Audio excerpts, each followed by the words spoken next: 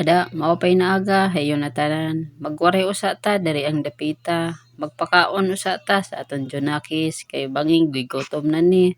Og mao na ilang sudan ginisang gulay. Gibutangan na kog gamay na karne para naay sila panglasa ba para lami-lami pod.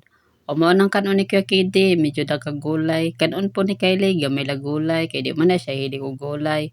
Og duhang dapita naatay saban na gipalit kumpare sa merkado. Favorite man dyan ni Kuya Kidi ang sabana. Mauna siya, yung papa, hilig po ing ana.